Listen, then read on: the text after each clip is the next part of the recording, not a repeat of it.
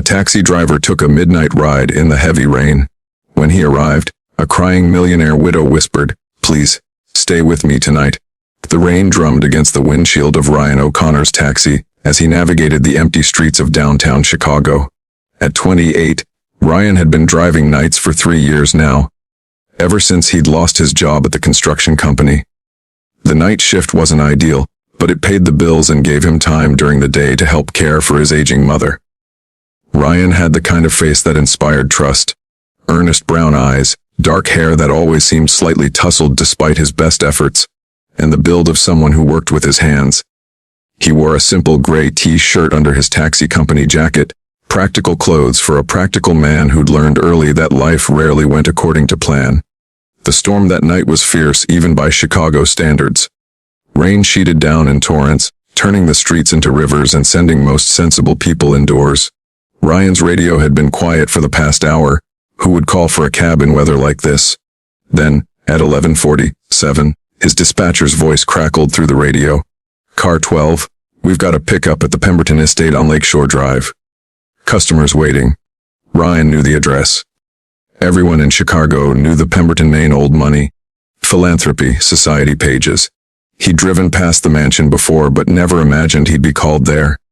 As he pulled through the ornate gates, Ryan could see the house glowing like a beacon in the storm. It was everything he'd imagined: grand columns, sweeping lawns, the kind of place that spoke of generations of wealth and privilege. Yet something about the scene felt wrong. Most of the windows were dark, and there was a loneliness to the imposing structure that the storm seemed to emphasize. Ryan parked under the covered portico and waited, engine running. The front door opened, and a figure emerged, a woman in a cream-colored silk robe, moving slowly as if each step required enormous effort. She was perhaps 32, with long blonde hair that fell in waves around her shoulders and features that belonged in a Renaissance painting. Even in the dim light, Ryan could see she'd been crying. Her face was pale, her movements fragile, like someone who had received news that had shaken her to her core. The woman approached the taxi and tapped gently on the passenger window. Ryan rolled it down, immediately noticing how the rain had dampened her hair and the way her hands trembled slightly. "Are you the driver they sent?" she asked, her voice barely audible above the storm. "Yes, Mom. Ryan O'Connor. Where would you like to go?" The woman looked back at the mansion, then at Ryan, and something in her expression made his chest tighten with sympathy. She looked utterly lost, like someone who had somewhere to go but nowhere to belong. "I'm not sure," she said finally. I can't stay here tonight. Could you just drive? Anywhere but here." Ryan had seen his share of human drama during his 3 years of night driving, but something about this woman's quiet desperation touched him deeply. "Of course. Why don't you get in out of the rain?"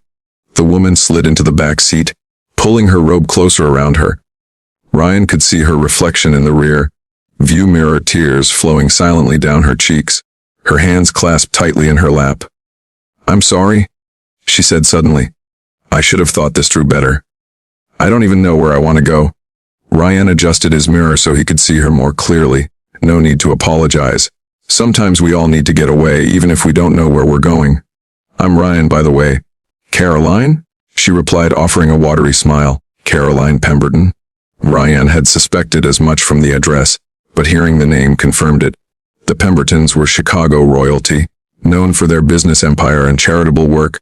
Caroline's husband had been in the papers regularly, or something about real estate development and city planning. Ryan remembered reading about him, but couldn't recall the details. "Would you like me to just drive around for a while?" Ryan offered gently. "Sometimes that helps when you need to think." Caroline nodded gratefully. That would be perfect. Ryan pulled away from the mansion and began driving through the quiet streets of the Gold Coast. The rain continued its steady rhythm, creating a cocoon of privacy inside the cab. For several minutes, they rode in comfortable silence, with only the sound of raindrops and the gentle hum of the engine. "He died 2 weeks ago," Caroline said suddenly, her voice so quiet Ryan almost missed it over the storm. Ryan glanced in the mirror, seeing fresh tears on her cheeks. "I'm sorry for your loss, thank you.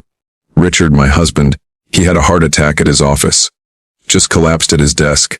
Caroline's voice was steady but hollow, as if she was recounting someone else's story. "Everyone keeps telling me how sorry they are, how wonderful he was. how much he did for the city. Orion waited, sensing there was more she needed to say. The thing is, Caroline continued, they're all right. Richard was wonderful. He was brilliant and generous and dedicated to making Chicago a better place. He built affordable housing, funded scholarships, supported every important cause you can think of. He sounds like a remarkable man, Ryan said quietly. Caroline nodded, wiping her eyes with the sleeve of her robe. He was. And I loved him, I really did. But, she trailed off and Ryan could see her struggling with something difficult to articulate. But, he encouraged gently. But I feel so guilty because part of me is relieved he's gone. The words came out in a rush, as if she'd been holding them back for days. Does that make me a terrible person? Ryan considered his response carefully. During his years driving nights, he'd learned that sometimes people needed to say things to a stranger that they couldn't say to anyone else. His job wasn't to judge but to listen. Can I ask why you feel relieved? He said finally. Caroline was quiet for a long moment, watching the rain streak down the windows. Richard had very specific ideas about how things should be. How I should dress, who we should socialize with, what causes I should support. He never said I couldn't do what I wanted. He was too polite for that. But somehow, I always ended up doing what he thought was best. Ryan nodded, understanding beginning to dawn. And now you're wondering who you are when you're not being the perfect wife to a perfect man. Exactly. Caroline's voice held a note of relief, as if someone had finally understood. Everyone expects me to be devastated, and I am. But I'm also terrified because I don't know who Caroline Pemberton is when she's not Mrs. Richard Pemberton. Ryan drove in silence for a few blocks, processing what Caroline had shared. He thought about his own life, the way his plans had changed when his father died, and he'd needed to help support his mother. Sometimes life's biggest challenges came disguised as opportunities to discover who we really were. You know, Ryan said finally, my grandmother used to say that grief isn't just about mourning what we've lost. Sometimes it's about mourning who we used to be and being scared about who we might become. Caroline looked up at his reflection in the mirror. Your grandmother sounds wise. She was. Lost her when I was 22, and I remember feeling angry that everyone expected me to be sad all the time. But sometimes I was excited about the future, and sometimes I was grateful for lessons she'd taught me, and sometimes I just wanted to live my life without thinking about death at all. Did people understand that? Ryan shrugged. Some did. Others thought I wasn't grieving properly. But I learned that there's no right way to feel when someone important dies. There's just whatever you're feeling, and trying to be honest about it. Caroline leaned forward slightly. Can I ask you something personal? Sure. What do you want to do with your life? I mean, besides driving a taxi. Ryan smiled, the question catching him off guard. You know, I used to think I had it all figured out, was going to work construction, maybe start my own company someday. But when my dad died and I needed to help my mom with bills, those plans got put on hold. Do you resent that? Ryan considered the question. Sometimes. But driving nights has taught me things about people, about the city, about myself that I never would have learned otherwise. Maybe my path is different than I planned, but that doesn't mean it's wrong. Caroline settled back in her seat, something in her posture relaxing. I've never thought about it that way. I've always seen any deviation from the plan as failure. Well, whose plan was it? Ryan asked gently. The question hung in the air between them as Ryan continued driving through the empty streets. The rain was beginning to lighten, though it still tapped steadily against the windows. I think I'd like to go back now, Caroline said finally. If that's okay, of course. As they drove back toward Lakeshore Drive, Caroline seemed different somehow, not healed, exactly, but less fragile than when she'd first gotten into the cab. Ryan, she said as they pulled up to the mansion, this is going to sound strange, but would you mind staying for a while? Just until the storm passes. I have coffee, and I could make us something to eat. Ryan turned to look at her, seeing something in her expression that he recognized. The fear of being alone with thoughts too big to handle solo. I don't want to impose, he said carefully. You wouldn't be. Please? I know it's unusual, but I could really use the company. And you've been so kind already. Ryan looked at the mansion, then back at Caroline's hopeful face. Every professional instinct told him to politely decline, but something deeper. The part of him that had sat with his mother during her worst nights of grief after his father died, Told him that sometimes kindness meant saying yes to unconventional requests. Okay, he said, turning off the engine. But just until the storm passes. Caroline's smile was the first genuine one he'd seen from her all night. Inside the mansion, Ryan was struck by both the grandeur and the emptiness of the space. The furnishings were beautiful but impersonal, like something from a magazine, rather than a home where people actually lived. Family photographs lined the mantel, showing Caroline and Richard at various charity events and social gatherings, always perfectly dressed and perfectly composed. "This is beautiful," Ryan said, though he privately thought it felt more like a museum than a home. "Richard designed it," Caroline said, moving toward the kitchen. He had very specific ideas about how everything should look. Ryan followed her into a kitchen that was larger than his entire apartment. Despite its size, it felt sterile, as if it was rarely used for actual cooking. "I hope instant coffee is okay," Caroline said, rummaging through cabinets. "I'm not much of a cook. We always had staff for that, but I gave them all time off after the funeral. Instant coffee is perfect," Ryan assured her, settling onto one of the bar stools at the kitchen island. As Caroline prepared their drinks, Ryan noticed how different she seemed in her own space. Away from the vulnerability of the taxi, she moved with more confidence, though there was still a hesitancy to her actions, as if she was unsure of her right to be there. "Can I ask you something?" Caroline said, setting a mug in front of him. "What's it like to make your own choices? I mean really your own, not influenced by what someone else thinks you should do?" Ryan wrapped his hands around the warm mug, considering the question. "Honestly, sometimes it's terrifying. When my dad died and I had to figure out how to support my mom and myself, I made a lot of mistakes. Took jobs that didn't work out. Trusted people I shouldn't have.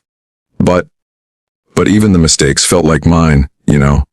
And when I finally found something that worked, even if it wasn't what I'd originally planned, I knew I'd earned it." Caroline nodded slowly. "I don't think I've ever made a decision that was entirely my own. Even choosing to marry Richard. My parents thought he was perfect for me. Our families had known each other for years. It just seemed like the natural thing to do." "Did you love him?" Ryan asked gently. "I thought I did. Or maybe I loved the idea of him, the security he represented. But I'm not sure I ever knew him well enough to love the real person." Caroline's voice was thoughtful rather than sad. "He was always so busy being the man everyone expected him to be. I wonder sometimes if he even knew who he really was underneath all that." They talked for over an hour, their conversation ranging from childhood dreams to fears about the future. Ryan found himself sharing things he rarely discussed. His worry about his mother's health, his uncertainty about his career path, his sometimes overwhelming sense of responsibility for everyone else's well-being. Caroline, in turn, spoke about the weight of expectations that had shaped her entire life. The pressure to be the perfect daughter, the perfect wife, the perfect widow. She talked about dreams she'd abandoned so long ago. She'd almost forgotten them. Her desire to travel, to learn photography, to maybe work with children. "You could do those things now," Ryan pointed out. "I mean, you have the resources and the freedom." Caroline looked startled, as if the idea had never occurred to her. "I suppose I could, but where would I even start?" "Same place everyone starts," Ryan said with a smile, "one step at a time." As the night wore on, the storm outside gradually subsided. Ryan knew he should leave, but Caroline seemed reluctant to end their conversation, and he found himself in no hurry to return to his empty apartment. "I should probably go," he said finally, as the first hints of dawn began to lighten the sky. "I'm sure you need to rest." Caroline nodded, though her expression showed she didn't want the night to end either. "Thank you, Ryan. For the ride, for listening, for staying. I know this was all very strange." "Not strange," Ryan said, standing and carrying his empty mug to the sink. "Sometimes we all need someone to talk to who doesn't have expectations about how we should feel or what we should do." Caroline walked him to the door, and as they stood in the grand foyer, Ryan was struck again by how small and lost she seemed in such an imposing space. "Ryan," she said suddenly, Would you consider coming back sometime? Not as a taxi driver, just as a friend. I don't have many people I can talk to honestly, and tonight has been healing," Ryan suggested. "Yes, healing," Ryan smiled. "I'd like that." "Here?" He pulled a business card from his wallet and wrote his personal number on the back. "Call me if you want to talk." or if you want to take that first step toward figuring out who Caroline Pemberton really is. Caroline took the card, her fingers brushing his briefly. Thank you for everything. As Ryan drove home through the quiet morning streets, he found himself thinking about the unexpected turn his night had taken. He'd started the evening as just another taxi driver, picking up just another fare, but somehow he'd ended up as a confidant to one of Chicago's most prominent widows. More than that, he'd found himself genuinely caring about Caroline's journey of self-discovery. There had been something authentic about their connection, something that transcended the obvious differences in their backgrounds and circumstances. Caroline, meanwhile, stood at her bedroom window watching Ryan's taxi disappear down the tree-lined street. For the first time since Richard's death, she felt something other than confusion and guilt. She felt hope, tentative and fragile, but real nonetheless. The business card Ryan had given her sat on her nightstand, and as she prepared for bed, Caroline found herself already planning what she might say when she called him. Maybe she'd ask about photography classes, or volunteer opportunities that weren't connected to Richard's foundation. Maybe she'd simply ask if he wanted to have coffee and continue their conversation. For the first time in years, Caroline felt like she had choices, real choices made by her and for her. It was terrifying and exhilarating all at once.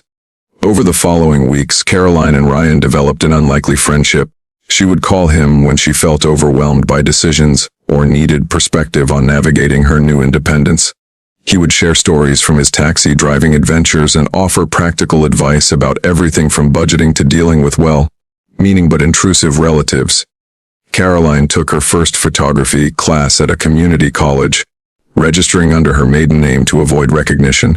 She volunteered at a literacy program for children, finding joy in work that felt meaningful in a completely different way than the charity galas she'd attended as Richard's wife. Ryan, inspired by Caroline's courage to reinvent herself, began taking business classes at night, working toward that construction company he'd once dreamed of starting.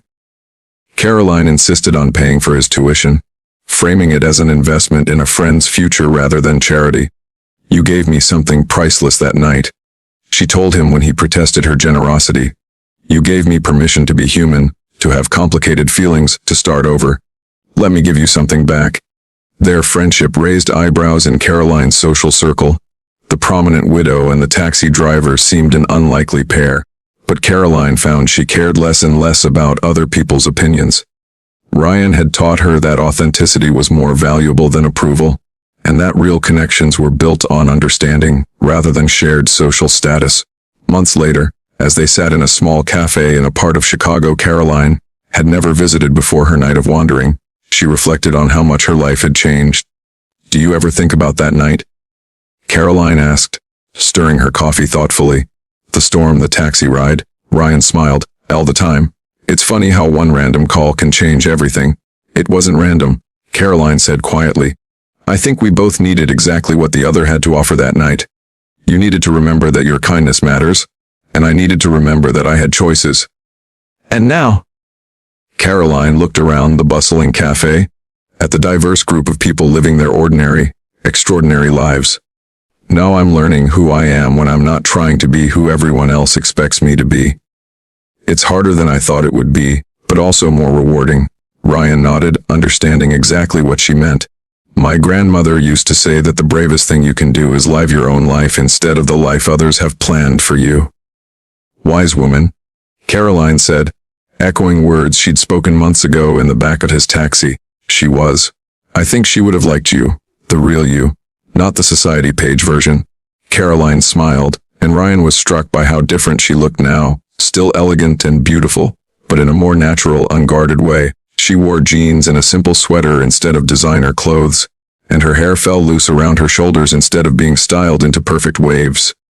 "I'm happy, Ryan," she said suddenly. "For the first time in my adult life, I'm actually happy. Not content, not comfortable, but genuinely happy. That's all any of us can ask for," Ryan replied. "A chance to build a life that feels authentic, one choice at a time." As they left the cafe and walked down the busy street together, Caroline thought about the journey that had brought her to this moment. It had started with a desperate taxi ride on a stormy night, but it had become something much more valuable. a friendship built on mutual respect and understanding, and the courage to help each other become the people they were meant to be. The rain that night had washed away more than just the dust from the city streets. It had washed away the pretenses and expectations that had kept both Caroline and Ryan from seeing their own potential clearly. In helping each other navigate their respective challenges, they discovered that sometimes the most meaningful connections come from the most unexpected circumstances. And sometimes, Caroline thought as she watched Ryan hail them a cab, this time as passengers, not driver and fare. Sometimes a midnight ride through the storm is exactly what you need to find your way home to yourself.